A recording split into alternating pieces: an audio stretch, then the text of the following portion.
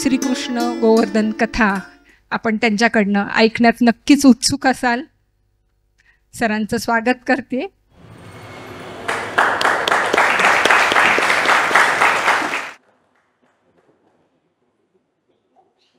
शेवडे सरांचं अतिशय प्रामाणिकपणे आणि मनापासनं गोइंगो टुरिझम कायम ऋणी होतं, आहे आणि राहील.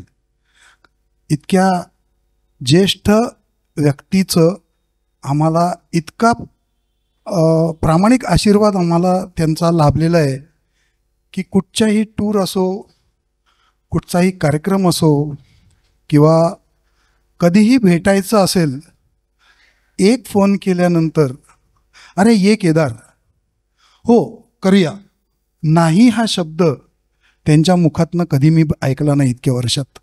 आणि आमची टूर कंपनी जेव्हापासून चालू झाली, खऱ्या अर्थाने तेव्हापासूनच सरांचा आशीर्वाद आम्हाला लाभला आहे.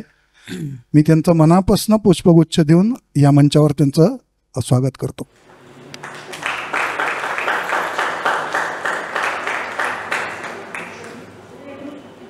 आदिहेतवे तापत्रय विनाशाय श्रीकृष्णाय वयं नमः. गोवर्धन परिक्रमा हा एक विलक्षण आनंदाचा भाग असतो, यात वाद नाही. मुळात भगवंताच्या कथेमध्ये ज्या वेगवेगळ्या प्रकारचे टप्पे आपण बघतो, कृष्ण चरित्र वाचताना हरी अनंत, हरिकथा अनंत, त्याप्रमाणे कृष्ण चरित्र वाचताना एक वेगळा अनुभव.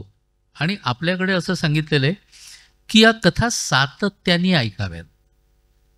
आता माझ्या समोर बसलेल्यांनी अनेकांनी अनेक जणांचं भागवत ऐकलं असेल. अनेक जणांचं भागवत का हो आपण ऐकतो? कथा तीच असते ना.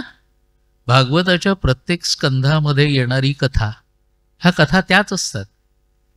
बरं, दशमस्कंद, एकादश स्कंद हा सगळ्यात आवडता सगळ्यांचाच असतो, कारण त्यात कृष्ण कथा असते.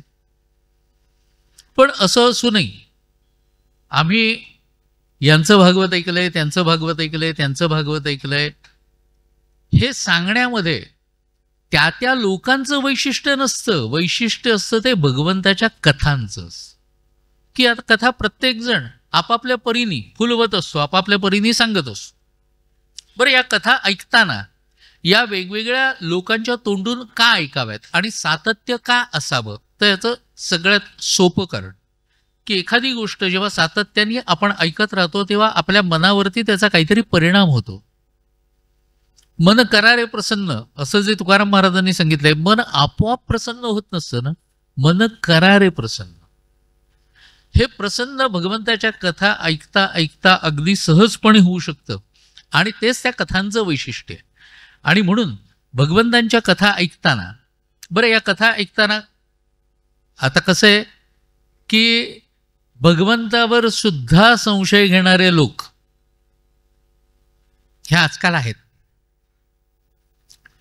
त्यावेळेलाही होते की दुर्योधन वगैरे, त्यामुळे आजच असतील. याच्यामध्ये आपल्याला विचित्र का वाटावं, वेगळेपणा का वाटावा?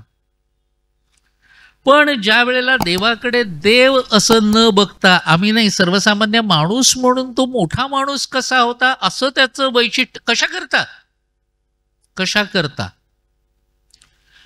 हे इतर धर्माच्या कोणत्या प्रमुखाबद्दल आपण बोलतो का? हिंदूंचा सगळ्यात मोठा प्रॉब्लेम हा आहे की रामावरती सुद्धा संशय घेणारे हरामखोर इथेच आहेत. ज्यांनी रामायण नीट वाचलेलं नसतं, मुळातून रामायण वाचायचं नाही, रामांवरती लिहिलेली पुस्तकं वाचायची. ती पुस्तकं त्या त्या लोकांनी कशा करता लिहिली आहेत हे बघायचं नाही. महाभारताचं सुद्धा तसंच आहे. मग नावं खूप मोठी असली, मराठी साहित्य विश्वातली मोठी नावं असली म्हणून ते लिहितात ते खरं असं मानायचं का? उदाहरण सांगतो मी. उदाहरण मला भरमार आहेत आपल्याकडे. खरं म्हणजे दुर्गा भागवत, मोठं नाव. व्यासपर्व नावाचं एक त्यांचं 100-125 पानाचं पुस्तक आहे.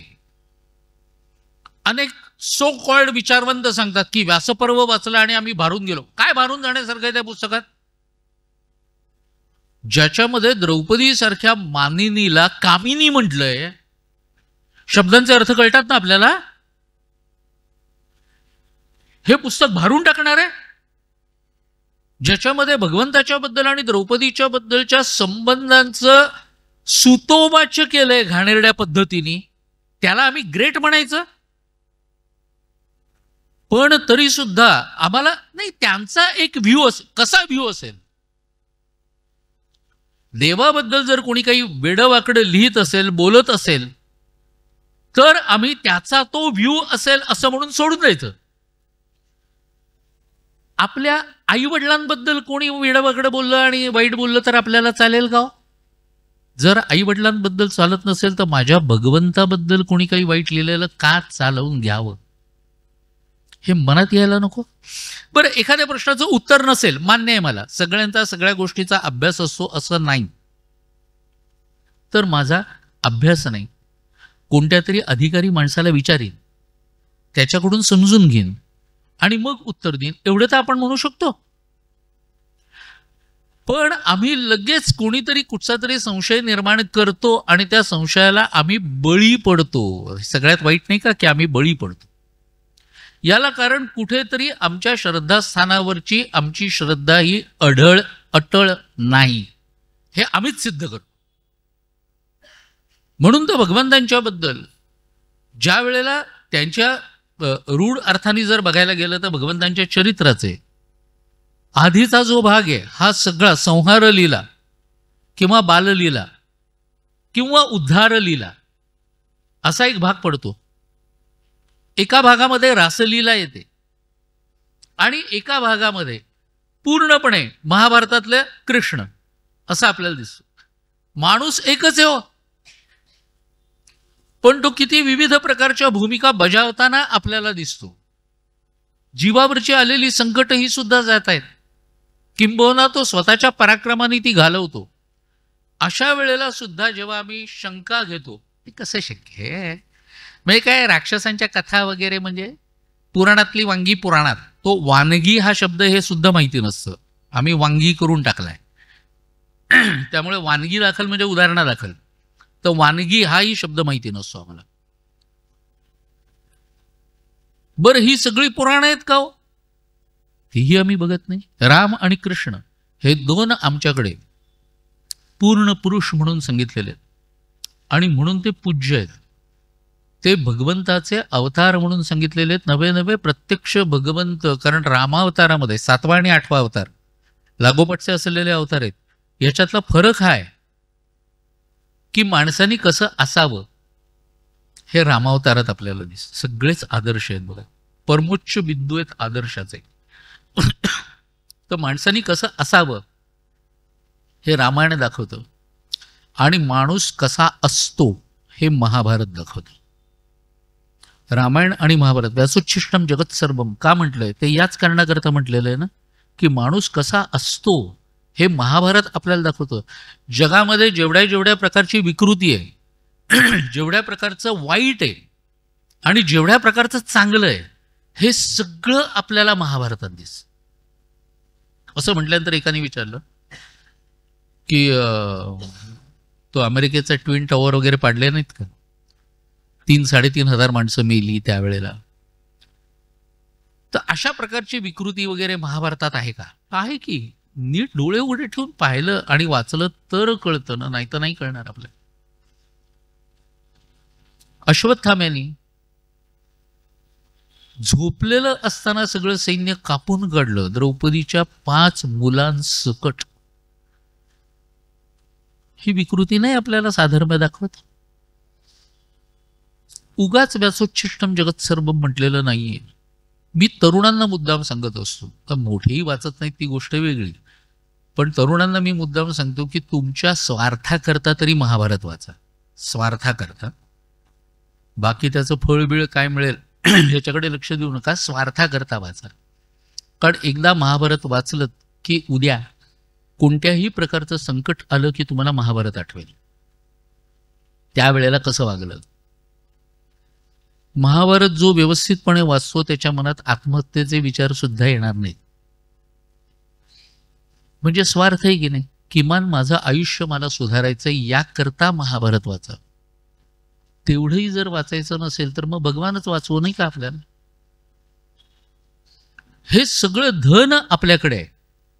रामायण असू दे, महाभारत असू देत, हे दोन तर केवढे तरी मोठे इतिहास ग्रंथ आहेत. कारण आमच्याकडे परंपरेने त्यांना काव्य इतिहास ग्रंथ म्हटले. काव्य इतिहास ग्रंथ म्हणजे काव्यातून सांगितलेला इतिहास, म्हणजे तो इतिहास आहे. बरं, इतिहास किंवा हिस्ट्री याचं इंग्लिश डेफिनेशन जे आहे ते आमच्याकडे इतिहासाला अपेक्षित नाही, हे लक्षात घेण्यासारखं आहे. इतिहास म्हणजे असं असं घडलं ते नमूद केलेलं म्हणजे इतिहास. आमच्याकडे हे नाही अपेक्षित.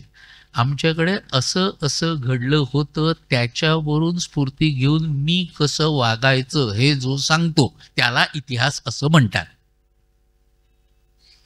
म्हणून पुराणातल्या कथा असू देत, इतिहास असू दे, या सगळ्यातून मला काय घेता येतंय, मला काय मिळतंय त्यातून, हे मी बघायला पाहिजे. जर कोणीतरी असं म्हणते काय कृष्णचरित्रामध्ये त्या लहानपणच्या वगैरे ज्या कथा आहेत, या सगळ्या कथा नाही हो पटत, सोडून दे. लक्षात घ्या, सोडून दे. तुला जे पटत नाही ना ते सोडून दे ना, पण त्या व्यतिरिक्त कृष्णचरित्र आहे की नाही ज्याच्यातून काही घेण्यासारखं आहे का? काही मिळतच नाही. पण हे भागच आम्ही बघत नाही.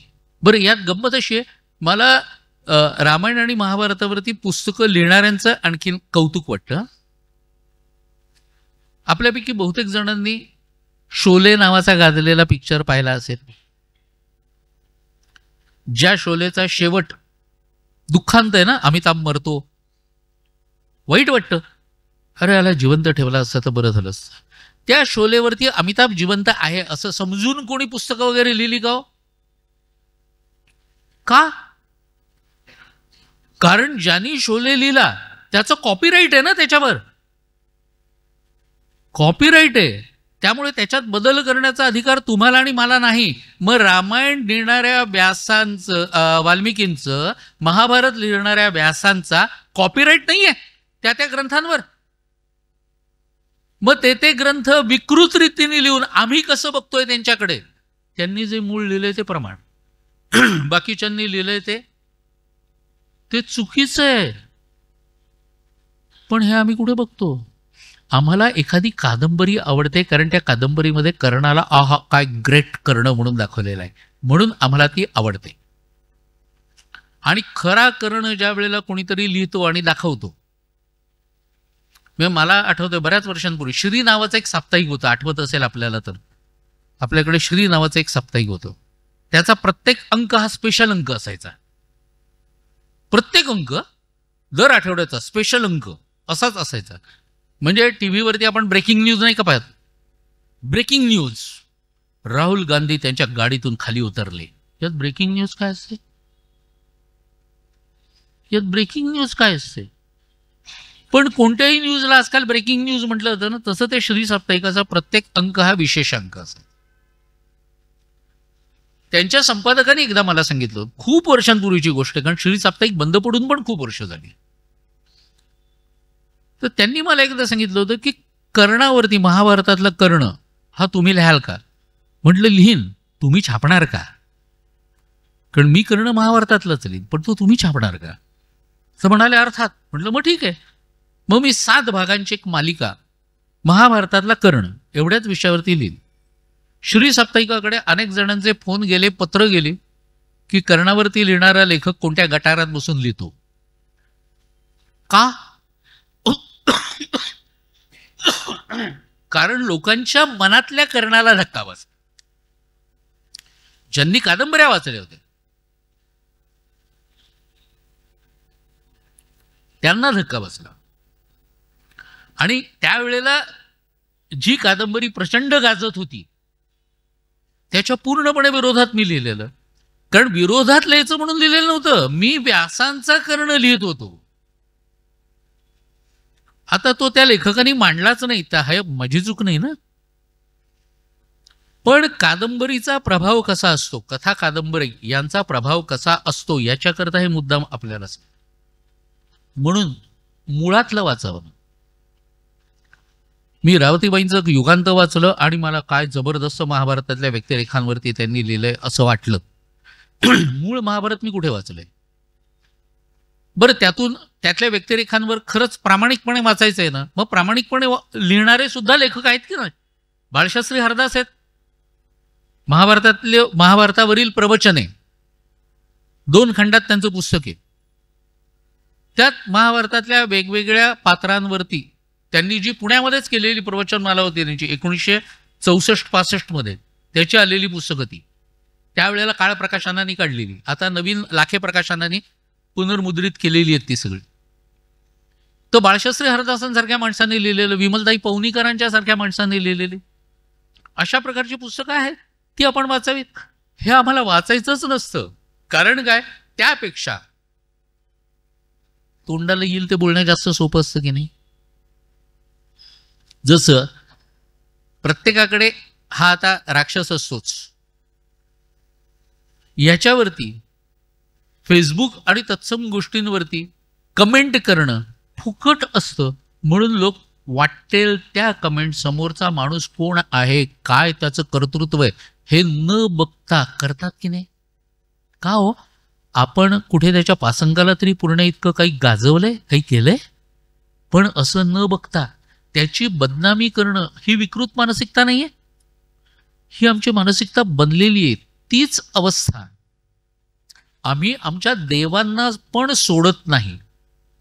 बरं, रामावतारामध्ये आपल्याला दिसतो तो सगळा मानवी भाव दिसतो, सगळा मानवी भाव. म्हणजे राम जन्माला आल्यापासून शेवटपर्यंत जर आपण पाहिलं तर राम स्वतःचा परिचय सुद्धा करून देणार, मी दशरथाचा पुत्र असून. म्हणजे इथे कुठेही दैवी भाव दिसत नाहीये, इथे पूर्ण मानवी भाव दिसतो. दैवी भाव 2-4 वेळा फक्त रामायणात दिसतो बरं का. म्हणजे खरदूषणाचा नाश करताना 14,000 राक्षसांना एकट्याने मारणं हा दैवी भाव, पण हा क्वचित दिसतो रामायणात. अन्यथा रामायणामध्ये तुमच्या आमच्यासारखा राम वाटतो की नाही? पत्नीचं हरण झालंय म्हणून शोक करणारा राम दिसतो. कारण रामांचं जन्मरासे कर्क ज्यांची असेल त्यांना बरं वाटलं असेल. बरं, जन्मरास आणि लग्नरास दोन्ही कर्क आहेत, आणि कर्क ही अतिशय भावना प्रधान रास असल्याचं म्हटलं जातं. त्याप्रमाणे राम हे त्या वेलींना वगैरे सुद्धा विचारतायत की माझी सीता कुठे पाहिली आहेत का. आता हे सर्वसामान्य माणसं जर काय की नाही, घरी येतं, घरी बायको दिसत नाहीये म्हटल्यानंतर न सांगता तर कुठे जात नाही. अगदी जरी जवळ गेलेली असली तरी पण घरी आलेला माणूस जसा अस्वस्थ होतो की आपली बायको घरी दिसत नाहीये, न सांगता तर कधी कुठे जात नाही. तीच अवस्था रामांची दिसते की नाही. त्या हरणांना पण विचारतायत, प्रत्येकाला विचारतायत. ते झाडा झुडपांना, वेलींना, हरणांना ऐकीकडे शोक करतायत. आता यात फक्त एखादा दैवी भावाचा भाग सुद्धा दिसतो बरं का, की त्याच वेळेला महादेव जात होते बरोबर, भगवती पार्वती होत्याच. त्यांनी आकाश मार्गाने जाताना पाहिलं खाली राम शोक करतायत ते, आणि मग त्या म्हणाल्या सतत तुमच्या तोंडात ज्याचं नाव असतं तो हा ना. महादेव म्हणाले हो, महादेव नेहमी रामनाम घेत असतात माहिती आहे आपल्याला. तर म्हणाले ह्याचं नाव घेता, बायको हरवली म्हणून रडतोय, त्याचं नाव तुम्ही सतत घेता, काय हे. खाली उतरवा विमान, खाली उतरवा, मला जाऊन भेटायचं एकदा त्याला. बरं म्हणाले, त्यांनी उतरवलं. म्हणाले मी जाऊन भेटून येते. मी म्हणाले तुम्ही येताय का? नाही म्हणाले, तूच जाऊन ये. देवी पार्वती गेल्या आणि त्यांनी क्षणात सीतेचं रूप धारण केलं आणि एका झाडाच्या मागून हातात परडी वगैरे घेतलेली अशा रामांच्या समोर आली. अहो काय झालं तुम्हाला, काय झालं शोक करायला, मी तर इथेच आहे बाजूला. असं म्हणून त्या रामांच्या समोर येता क्षणी रामांनी हात जोडलेत आणि म्हणाले, अरे देवी, आपण इथे, महादेव कुठे आहेत? त्यांना असं झालं, कुठून आलो यांच्यासमोर? नाही नाही म्हणाले, आहेत ना, असं म्हणून लगेच लगबगीने तिथून निघून गेले. हा दैवी भाव, हा दैवी भाव. आणि त्या तिथून निघून गेल्याबरोबर यांचा शोक परत चालू. असा रामायणामध्ये दैवी भाव क्वचित दिसतो. मग आम्ही म्हटलं की कदाचित भगवंतांनी विचार केला की त्यामुळे रामांना खूप स्वस्तात घेतलं नाही लोकांनी, मानवी भाव जास्त दाखवलाय. म्हणून म्हणाले, इथे आता जन्माला येतानाच दैवी भाव. म्हणून भागवतकार जागोजागी ठासून सांगतात, कृष्णस्तु भगवान स्वयं. जन्माला येताना सुद्धा ज्यांनी चमत्कारापासूनच सुरुवात केली. आलेच समोर ते मुळी 4 हात वगैरे असेच बालकाच्या स्वरूपात आलेच नाहीत. आई वडिलांच्या समोर प्रगट झाले ते डायरेक्ट त्या कारागृहात. मग त्यांना सांगावं लागलं की देवा, लहान बा. मग तसे झालेत. म्हणजे तिथपासून जी सुरुवात झाली किंवा कारागृहाची दारं उघडली जाणं वगैरे सगळे बाललीलांचे भाग आपल्याला माहिती असतात.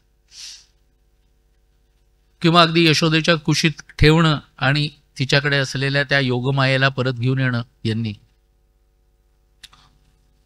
चमत्कारातूनच सुरुवात कृष्ण कथेची होते आणि कृष्ण कथा जागोजागी चमत्कार. पण मानवी मन बघा कसं आहे गमतीदार, की रामकथा ही खरं म्हणजे तुमच्या आमच्या आयुष्याला खूप जवळ जाणारी आहे की नाही, शिकवणारी आहे. आणि मगाशी सुरुवातीला मी म्हटलं तसं की माणसाने कसं असावं ह्याचा आदर्श आहे राम आहे. पण माणसाला इतक्या जवळचं नाहीये पटत. म्हणून सर्वसामान्य भारतीयांना, हिंदूंना कृष्ण जास्त आवडतो. नटखट आहे, चमत्कार आहेत, सगळाच भाग ठासून भरलेला आहे ना कृष्ण चरित्रात. त्यामुळे कृष्ण जास्त आवडतो. तिथे वृंदावनात गेल्यानंतर तर काय हो, वृंदावनामध्ये मातीचा कण कण कृष्ण आहे ही भावना आहे तिथल्या लोकांची. त्या रमण रेतीमध्ये जाऊन आपण जे लोळतो, आपण किती वेळा लोळतोय ना, त्या रमण रेतीमध्ये लोळणं. कारण भगवंताच्या चरणाची धूळ, त्याचा एखादा कण जरी लागला तरी सुद्धा जीवन पावन होऊन जावं. त्या वृंदावनामध्ये फिरताना जागोजागी भगवंताचा साक्षात्कार होत राहतो आपल्याला. आणि तो जो आनंद आहे ना, एक गोष्ट सांगू की अरुंद गल्ल्या आहेत, चिखल आहे, माकडं खूप आहेत, अमकं आहे, तमकं आहे, हे ज्यांच्या डोळ्यांना दिसतं त्यांना बाहेरचं वृंदावन दिसतं. आतून वृंदावन ज्यांना बघायचं असेल त्यांना हे काहीही दिसत नाही. त्यांना फक्त आणि फक्त तिथे भगवंताचा वास कसा आहे हे दिसतं.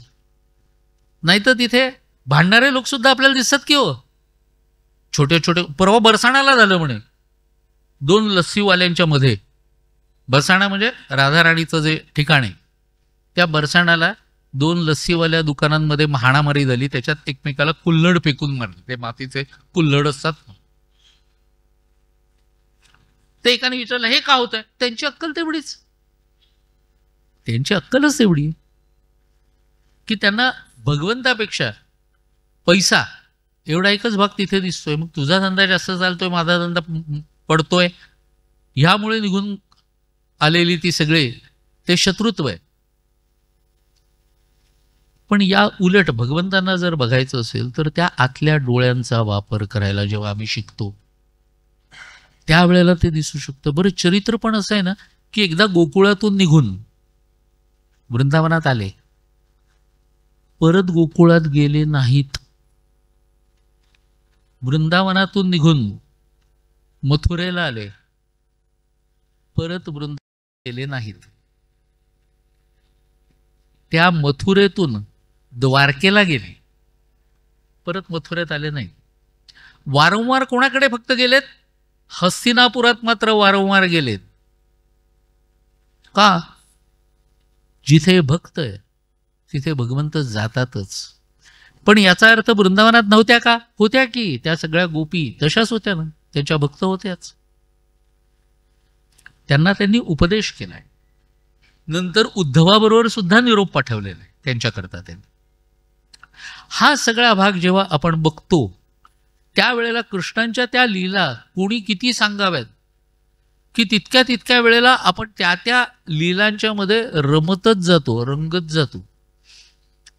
आणि गोकुळामध्ये सुद्धा या लहान मुलावरती ज्या वेळेला वाचायचं असताना काय काय वाचायचं आणि कशा पद्धतीने पाहायचं, की पहिल्यांदाच आलेलं सगळ्यात मोठं संकट तर पुतनाचं होतं. ज्या पुतनानी त्यांना मारायचा प्रयत्न केला त्या पुतनाचा नाश झाल्यानंतर तिचा देह पर्वताकार अशा पद्धतीने पडलेला आहे आणि तिच्यावरती हे बालरूपात आहेत. त्यावेळेला त्या गोपींनी गाईचं शेपूट अंगावरून फिरवून, गोमूत्राने स्नान घालून, बीजमंत्रांचा जप करून भगवंतांच्यावरचं सगळं अरिष्ट दूर व्हावं म्हणून प्रार्थना केल्या. आता याचा दुसरा अर्थ त्या गोपी अडाणी, अज्ञानी, मूर्ख नव्हत्या. त्यांना मंत्रांचं ज्ञान होतं. मग त्या काळात बायका काही शिकलेल्या नव्हत्या, त्यांना काही कळत नव्हतं. त्यांना फक्त चूल आणि मूल वगैरे नाही ना. हे सगळं आपलेच ग्रंथ आपल्याला दाखवत असतात बरं का, की त्यांना मंत्रांचंही ज्ञान आहे. काय केव्हा कसं करायचं असतं त्याचंही ज्ञान त्यांना आहे. आणि त्या आपापल्या परीने ते करतायत, हे सगळ्यात महत्वाचं.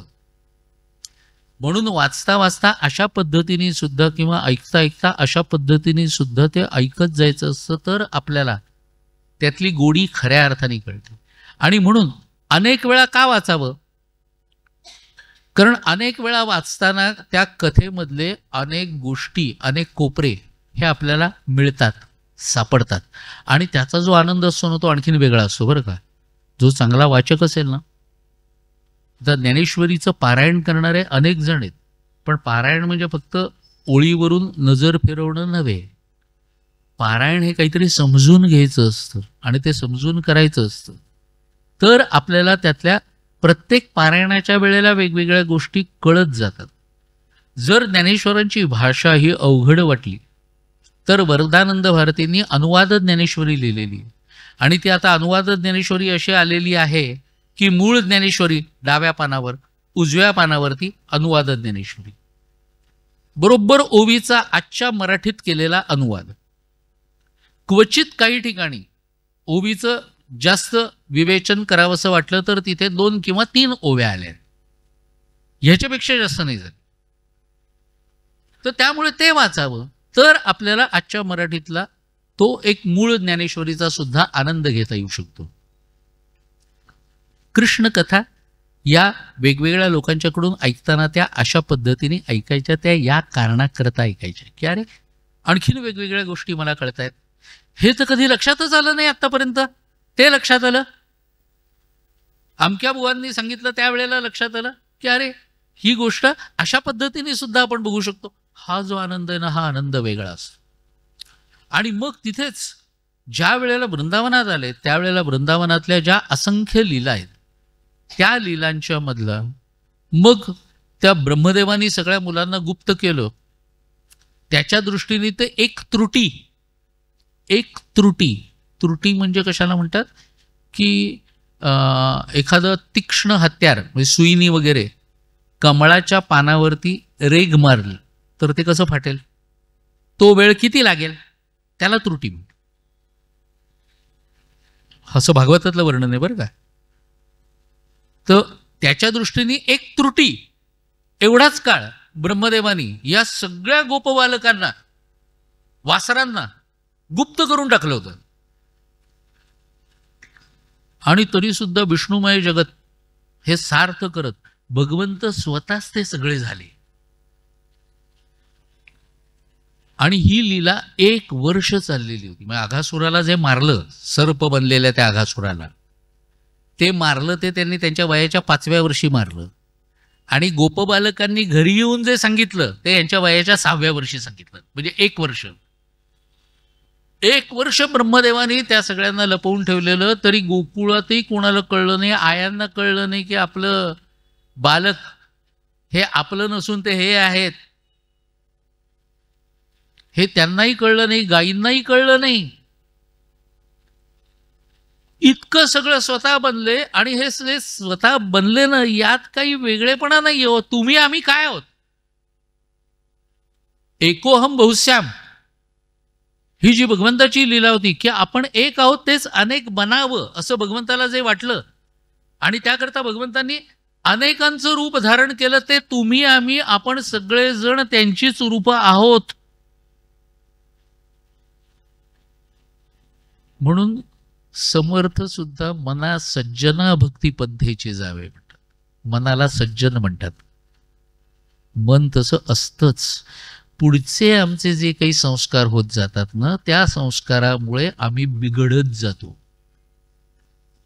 अहम ब्रह्मास्मी, तत्वमसी, अयमात्मा ब्रह्म, ही 4 महावाक्य जी आमच्याकडे सांगितलेली आहेत, ही 4 महावाक्य काय आहेत? किंवा अद्वैत जे सांगितलेलं आहे की माझ्यामध्येच तो आहे, तो जेव्हा मी आतमध्ये बघीन तेव्हा मला कळेल ना. जोपर्यंत मी बघणारच नाही तोपर्यंत जगामध्ये वाईट माणसं चिकार आहेत असंच मला वाटत राहणार. जगात जाऊ दे, माझ्या आजूबाजूला सुद्धा, घरात सुद्धा. कारण मी माझा चष्माच तसा करून टाकलेला आहे. तो जर एकदा बदलायचा प्रयत्न, हा प्रयत्न हळूहळू होतो बरं का. म्हणजे मी लोकांना नेहमी असं सांगत असतो की सुखी राहायचं असेल, भांडणं टाळायची असेल तर शक्यतो इतर कोणाच्याही गोष्टींमध्ये पडू नका. आमच्या आप्पांना एकदा एका बाईंनी विचारलं होतं. हे उदाहरण नेहमी देतो. आप्पा म्हणजे माझे गुरु वरदानंद भारती. त्यांना एकदा एका बाईंनी विचारलं की काय केलं म्हणजे मनाला शांतता मिळेल. ते म्हणाले हवं नको कमी करा.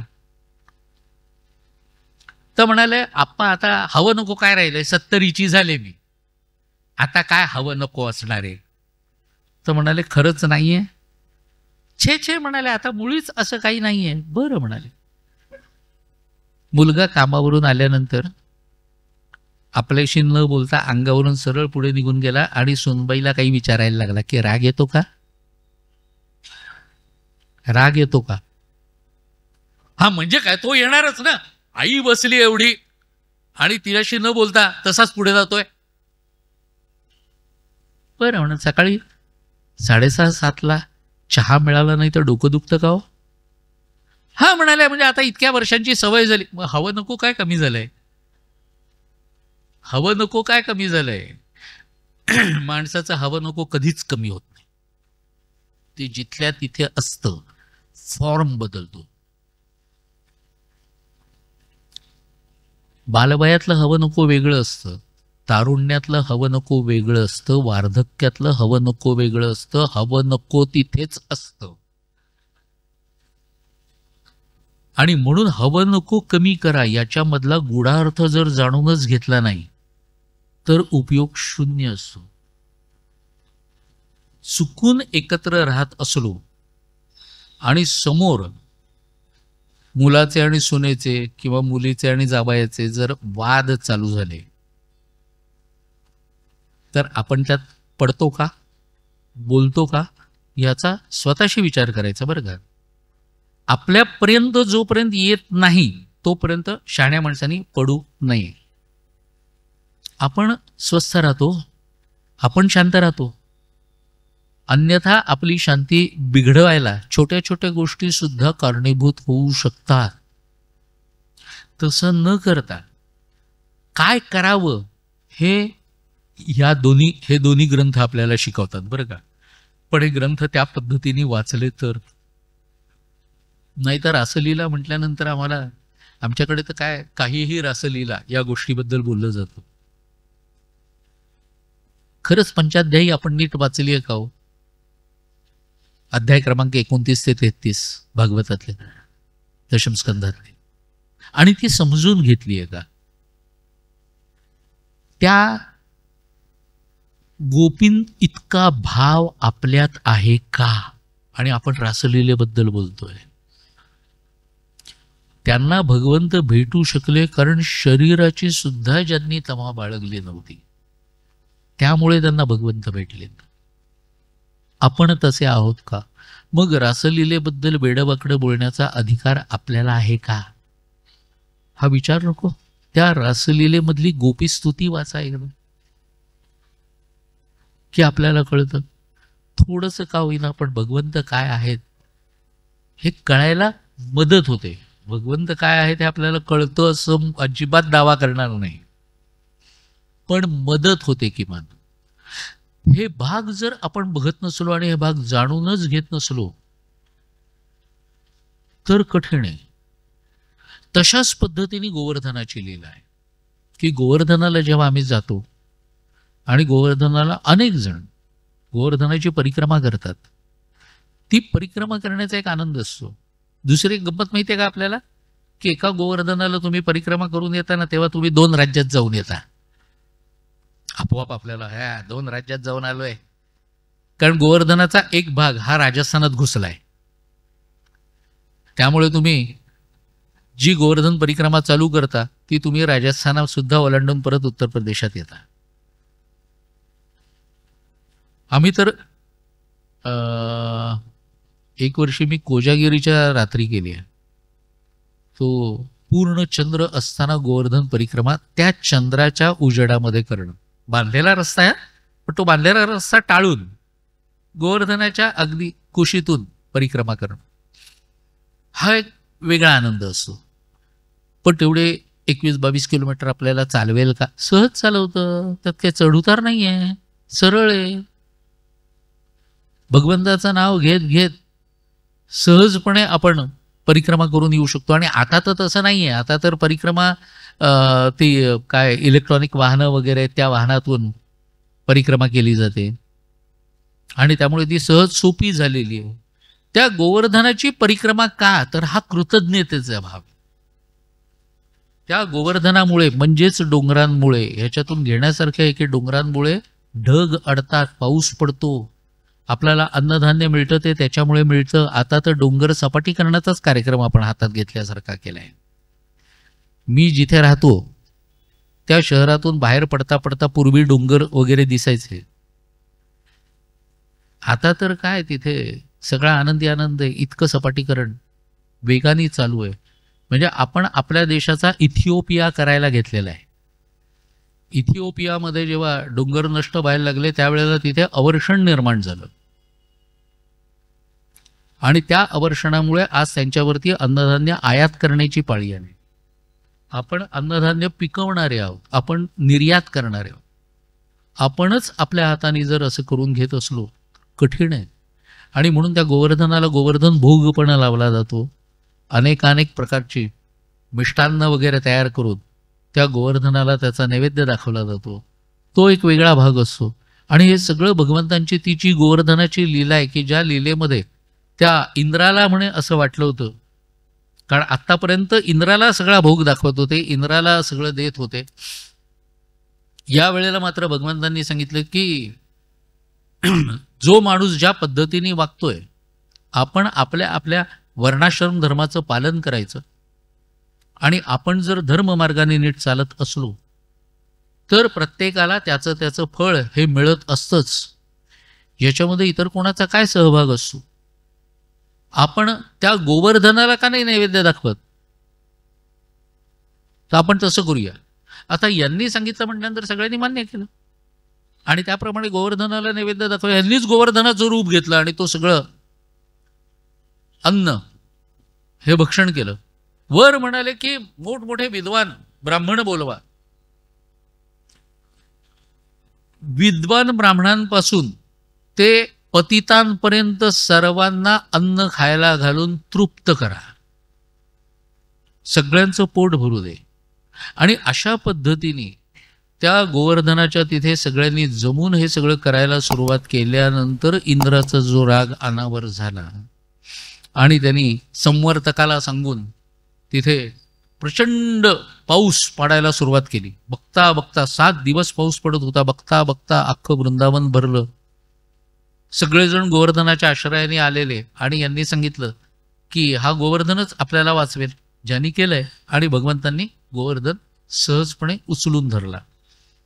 आणि मग आतमध्ये गेल्यानंतर सगळ्यांनी आपापल्या काठ्या गोवर्धनाला लावल्या वगैरे वगैरे. हे चित्रात बघायला छान असतं. मूळ कथेत तसं नाही.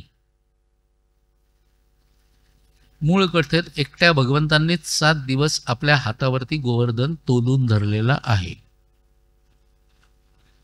पण एखादं काम करताना अनेकांचे हात लागावेत अशा एका चांगल्या हेतूनी कोणीतरी ते चित्र काढलं असेल नंतरच्या काळात, आणि मग पुढे तेच रूढ झालं.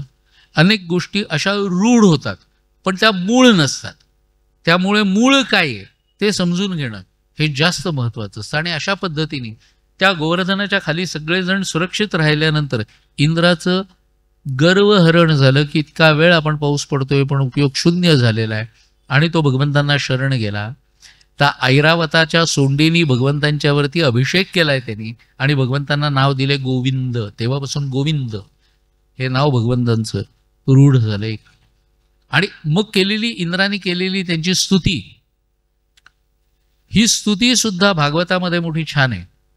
तर अशा प्रकाराने गोवर्धनाचा हा जो सगळा भाग आहे, हाच सगळा वृंदावनात जेव्हा आपण जातो त्यावेळेला वृंदावनात गेल्यानंतर कृष्ण कथा वृंदावनात बसून ऐकणं हा आधी एक वेगळा आनंद असतो. बरं, यात पूर्वी मी भागवतही केलेलं आहे वृंदावनात, नाही असं नाही, पण आता आम्ही जातो त्यात आम्ही फक्त कृष्ण कथा एवढंच घेतो. कृष्ण कथामृत हे जे विदग्ध महाकाव्य वरदानंद भारतींनी रचलं त्याचं हे त्याला 50 वर्ष झाली, हे 50वं वर्ष चालू आहे त्याचं. तर कृष्ण कथा ही अमृता समान आहेच, त्यामुळे ती तिथे बसून ऐकणं आणि दिवसभर फिरणं, भगवंताच्या वेगवेगळ्या ठिकाणी जाऊन त्याचं दर्शन घेणं, आणि त्याच्याच बरोबरीने मथुरा वगैरे सारखी जी ठिकाणं आहेत जी आज वादग्रस्त आहेत, वादग्रस्त बनवली गेलेली आहेत. आणि दुर्दैवाने आपला देश असा आहे की आपल्याला इतरांची काळजी जास्त असते. 37,000 मंदिरं, 37,000 थोडी थोडकी नाहीत, एवढी पाडली गेली आहेत. यातल्या बहुतेकांची फरमानं आहेत बरं का. तसं मथुरेच्या देवळाला क्षती पोचवल्याचं फरमान आहे औरंगजेबाचं. केशवदेवाचं मंदिर पाडण्याचं फरमान आहे औरंगजेबाचं. ही सगळी फरमानं आजही असून, जाऊ दे त्या वेळेला झालं ते झालं, आता कशाला झालं त्याच्याबद्दलचं, की परवा एका मुफ्तीने आम्हाला पाकिस्तानसारखा दुसरा देश द्या म्हणून मागणी केली आहे. अरे मग पाकिस्तानातच चालायला लागा ना, आहे ना, पण नाही तुम्ही एक दिलात ना, आता यांचं म्हणणं त्याच्यात सारखा दुसरा द्या. अरे दुसरा पण आहे ना बांगलादेश, जो त्याचाच भाग तोडून आम्हीच निर्माण केला, तिकडे जा. या मागण्या थांबणार नाहीत, कारण तुम्ही गप्प आहात. मी माझं आणि माझ्या पुरतं एवढंच बघतोय. त्या हातमागाचा धोट्या असतो ना 10 ते 5, तसं फक्त माझं आयुष्य चाललेलं आहे. आणि या आयुष्यात इतर काय घडतंय ते मोदी बघून घेतील ना. म्हणजे एकट्या मोदींनीच बघायचं काय ते, आम्ही काय करायचंय मोदींनी जर बघून घ्यायचं असतं आणि आम्ही तशा पद्धतीचे असतो तर मला सांगा 2008 मध्ये जो मालेगावमध्ये बॉम्बस्फोट झाला, ज्याच्याबद्दल सगळ्यांना पकडलं गेलं वगैरे, तो सगळा सध्या आपण वाचत असाल पेपरमध्ये त्याचं. कारण आमची स्मरणशक्ती ही अतिशय अशक्त असल्यामुळे आम्हाला माहिती नसतं नेमकं काय काय घडलं होतं. मग रघुवंशी आधीचे ATS अधिकारी होते ही आम्हाला माहिती नाही, कारण आम्हाला नंतरचे करकरे तेवढेच फक्त दाखवले गेले. पण रघुवंशींनी ज्या 30 जणांना पकडलेलं होतं तो भाग कसा सगळे पुरोगामी लोक तेवढा वगळतात बरोबर स्वतःच्या बोलण्यावर, कारण पुरोगाम्यांचं सध्या चालू आहेत काही काही कोणाकोणाचे व्हिडिओज वगैरे येणं त्याच्यावरती. त्यात रघुवंशी हे नाव बाद आहे. यांचं चालू होतं ते करकऱ्यांपासून चालू होतं. कारण का त्यावेळेला पकडलं कोण गेलं होतं, प्रज्ञा सिंग, कर्नल पुरोहित हे पकडले गेले, त्यामुळे तिथपासून यांचं पुढे चालू होतं. पण आधीच्या रघुवंशींनी 30 जणांना पकडलं होतं त्याचं काय, त्याबद्दल कोणीही बोलत नाही, कारण आमची स्मरणशक्ती कमी आहे. आणि त्यानंतर 2009 मध्ये ज्या निवडणुका झाल्या त्या निवडणुकांमध्ये आम्ही काँग्रेसलाच निवडून आणलं. ज्यांनी हिंदू दहशतवाद याचं भूत आमच्या डोक्यावरती थोपलं त्यांनाच 2009च्या निवडणुकांमध्ये निवडून आणलंय. हे आपण विसरू शकत नाही किती प्रयत्न केला तरी. म्हणून एक सामान्य नागरिक म्हणून मी काय करू शकतो, मी काय करायला हवं, याचा विचार प्रत्येकाने करायला पाहिजे ना. का मी फक्त हरिहरी म्हटलं की झालं, इतक्या माळा जप करते किंवा करतो की झालं. व्यष्टी आणि समष्टी, व्यष्टीपुरतं जपजाप्य वगैरे ठीक आहे, समष्टी करता आम्ही जर जिवंत राहायचं असेल तर आम्ही काय करायला हवं आणि काय नको. दिवसेंदिवसाचे जे आकडे येत आहेत ते घाबरवून टाकणारे असतात असं वाटत नाही काही वेळेला आपल्याला, की काही न करता हा देश आपोआप मुस्लिम बहुसंख्य होऊ शकतोय 2050 पर्यंत. 2050ला आपण कुठे असू, आपण गेलेलो असू, आपण गेलो जग बुडालं. पुढची आपलीच प्रजा असणार आहे ना, त्यांचं काय. हे सगळे विचार नकोत का याला मनात. पण हे काहीही विचार आम्ही करत नाही आणि आता फक्त आपलं आनंद करायचा, पेन्शन मिळतंय त्याच्यावरती दिवस काढायचा, असं करून नाही चालणार. या सगळ्या गोष्टींचं दिग्दर्शन आम्हाला आमच्याच ग्रंथांमधून होत असतं. जर आम्ही हे त्या पद्धतीने पाहिलं तर, अन्यथा कठीण होतं हे लक्षात घ्या. पण या सगळीकडे आम्हाला लक्ष द्यायचं नाहीये. भगवंताच्या कथा ऐकायच्या, त्या नुसत्या ऐकायच्या नाहीत, त्याच्यापासून काहीतरी प्रेरणा घ्यायची असते. ती या कारणाकरता की 17 वेळा त्या मथुरेवरती आक्रमण झालं तरी हे खचून गेलेले नाहीयेत, जागा बदलली. द्वारका निर्माण केली आणि द्वारकेला गेले का, कारण सतत युद्धजन्य परिस्थिती लोकांना आवडत नाही. सर्वसामान्य माणसाला शांततेत जगायचं असतं, त्याला सतत युद्धजन्य परिस्थिती ही आवडत नाही. दुसरं महायुद्ध जिंकून कोणी दिलं होतं, विन्स्टन चर्चिलनी ब्रिटनला जिंकून दिलं ना. पण विन्स्टन चर्चिलचा त्याच्या पुढच्या निवडणुकीमध्ये पराभव झालाय त्याच्या पार्टीचा, आणि लोकांनी निवडून दिलाय ॲटलीला.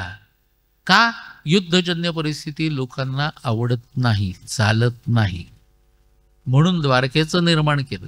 कुठच्या कुठे ती मथुरा आली, भारताच्या अगदी हृदयस्थानी.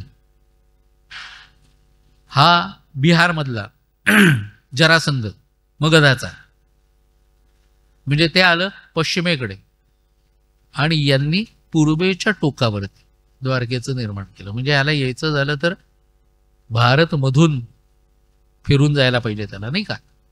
इतक्या टोकाला हा विचार केलाय. आणि असं असून कालयवनासारखा ज्या वेळेला, ज्याला तुमचे धर्मयुद्धाचे जे नियम आहेत ते त्याला लागू नाहीत कारण तो तुमच्यातला नाही, म्हणून त्यावेळेला कालयवनाला सुद्धा मारायचं कसं, याच्याकरताची जी युक्ती वापरली, त्या युक्तीमध्ये राज्यकर्त्याला भूगोल आणि इतिहास हे दोन्ही माहिती असायला पाहिजेत. हे आपल्याला सहज कळतं. आपल्या राज्यात काय आहे, कुठच्या लपाईच्या जागा आहेत आणि कुठे काय आहे. नाही तर मुचकुंद तिथे त्या गुहेमध्ये झोपलाय, सहजपणे कोणाला माहिती असायचं कारण नाही. कालयवनाच्या समोर तर हे एकटे गेले आणि कालयवनाने पण पाहिलं सैन्य नाहीये, एकटेच आहेत. म्हटल्यानंतर तोही एकटा गेला आणि तो आलेला बघून यांनी पळायला सुरुवात केली आणि मग तोही पाठोपाठ त्यांच्या धावायला त्यांनीही सुरुवात केली. पळतोस काय, घाबरलास का मला, काही उत्तर न देता पळत राहिले.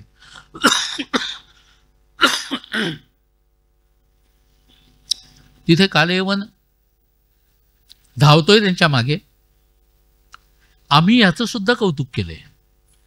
आम्हाला भगवंत पळाले याचं वैषम्य नाही वाटलेलं बरं का. तो रण छोडीने भाग्या एटले रणछोड राय, म्हणून आम्ही रणछोड राय की जय म्हणूनही जय जयकार करतो.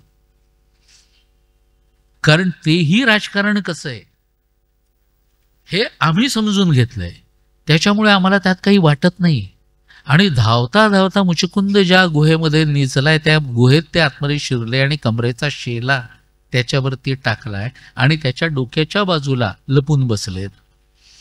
हा कालयवन जो आतमध्ये आला त्याने कमरेत लाथ घातली, कारण कमरेचा शेला यांचा म्हणजे हेच, इथे लपून बसलायस का मला घाबरून, असं म्हणून. आणि मुचकुंद जो उठून त्यांनी समोर पाहिलं तो कालयवनाच्या जागी राखेचा ढीग. कारण मुचकुंदानी वर मागून घेतलेला होता की माझी झोप जो कोणी उडवेल त्याला मी पाहता क्षणी तो भस्मसात व्हावा. आता हे यांना माहिती, आणि म्हणून हे कुठे दडून बसलेत, डोक्याशी, पायाशी नाही. कारण सर्वसामान्यपणे माणूस उठला की त्याची नजर स्वतःच्या पायाकडे जाते, सर्वसामान्यपणे. उद्या सकाळी उठताना आपली कुठे जाते ते बघा, म्हणजे कळेल.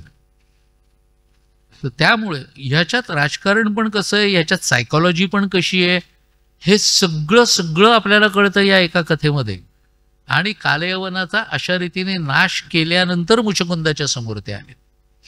आणि मुचकुंदाने मुचकुंद रामांचाही पूर्वज आहे, आणि मग मुचकुंदांनी त्याला जो वर मिळालेला होता की आणि त्याच वेळेला भगवंताची सुद्धा भेट व्हावी म्हणून ते भगवंत समोर त्यांचं दर्शन झालंय त्याला, आणि मुचकुंद कृतकृत्य झाला. या कथा नुसत्या वाचून किंवा नुसत्या ऐकून पुढे जायचं नसतं. त्या प्रत्येक कथांच्या मधून मला काय मिळू शकतं, मला काय बोध घेता येतो, तो जर मी घेतलाच नाही तर कठीण होतं. आणि म्हणून ही भगवंताची जी आम्ही गोवर्धन परिक्रमा यात्रा जी करतो ना, ती यात्रा हा आनंद देणारी असते. की त्या यात्रेमध्ये 5 दिवस तर मी रोज कृष्णकथा सांगतोच. संपूर्ण कृष्णकथा ही त्या 5 दिवसात होते. आणि अर्थात होतेच असा दावा नाही माझा, कारण काय, भगवंताच्या कथा काही राहतात, काही सांगितल्या जातात, हे काही पाठांतर नव्हे. त्यामुळे त्या क्षणाला जे जे काही सुचतंय, जे जे काही येतंय ते लोकांच्यापर्यंत पोहोचवणं माझ्या दृष्टीने ते जास्त महत्त्वाचं आहे. आणि अशा पद्धतीने ही यात्रा फक्त गोवर्धनापुरती मर्यादित नसते, फक्त द्वारकेपुरती मर्यादित नसते, तर द्वारका, मथुरा वगैरे हे सगळे भाग बघत दिवसभर बाहेर फिरायचं, यात्रा करायची, आणि संध्याकाळी आपल्या निवासस्थानी आल्यानंतर मग तिथे कृष्णकथा ऐकायची. असा एक तो आनंद यात्रा असते. या आनंद यात्रेमध्ये आपल्यापैकी ज्यांना कोणाला सहभागी व्हायचं असेल त्यांनी अवश्य व्हा. आज कृष्णकथेच्या पुरतं, कारण एकीकडे माझं घड्याळाकडे लक्ष आहे, त्यामुळे कितीही गोड वाटलं, छान वाटलं, मस्त वाटलं, तर या प्रत्येकाला एक मर्यादा असतेच, आणि ती मर्यादा वक्त्यांनी लक्षात घ्यायची असते. आणि त्यामुळे या ठिकाणी माझ्या वाणीला विराम देण्यापूर्वी आपल्याला फक्त एवढंच सांगतो की ती आहे. त्याच्यानंतर पुढे अयोध्येला एकदा आमची रामकथा सुद्धा आहे. अशा वेगवेगळ्या पद्धतीचे, किंवा नर्मदा परिक्रमा आत्ता 15 डिसेंबरपासून आहे, त्या नर्मदा परिक्रमेत सुद्धा 3-4 दिवस मी मध्ये येणार आहे, बोलणार आहे. नर्मदा परिक्रमा पूर्वी मी पूर्णपणे केलेली आहे, म्हणजे यांच्याबरोबर मला असं वाटतं 4 वेळा तरी झाली असेल ना नर्मदा परिक्रमा. पण आता माझ्याच तब्येतीमुळे मी पूर्ण 17 दिवस असे देऊ शकत नाही, पण मध्ये जसा वेळ मिळेल तसे 4 दिवस वगैरे, 4 दिवस 5 दिवस वगैरे अशी त्याच्यामध्ये येऊन वेगवेगळे विषय घेऊन त्याच्यावरती प्रवचनं ही होतात. तो एक वेगळा आनंद असतो आणि तसा तो करत असतो. आत्तासुद्धा मी जवळपास 2 महिन्यांनी बाहेर पडलो आहे घराच्या, काहीतरी बोलायला म्हणून 2 महिन्यांनी बाहेर पडलो आहे.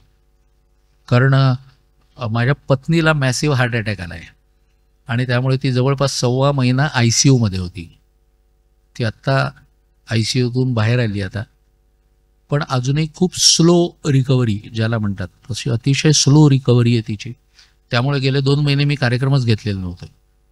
आणि फक्त आज मी म्हटलं ठीक आहे, केदार म्हणाला म्हणून म्हटलं ठीक आहे येतो.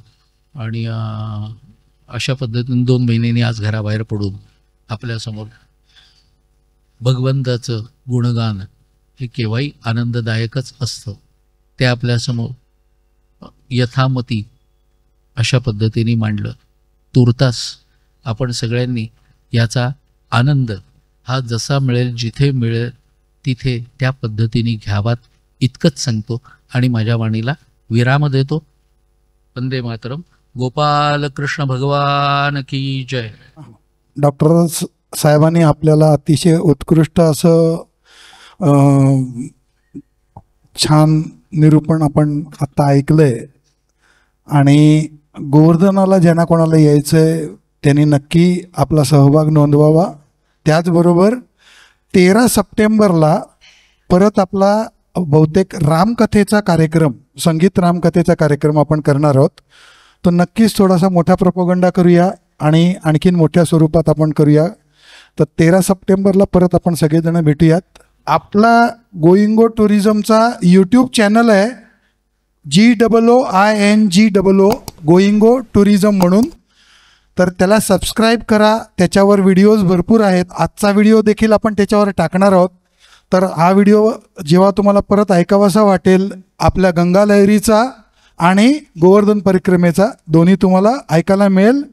तर गोइंगो टुरिझम यूट्यूब चॅनलला नक्की सबस्क्राईब करा. धन्यवाद.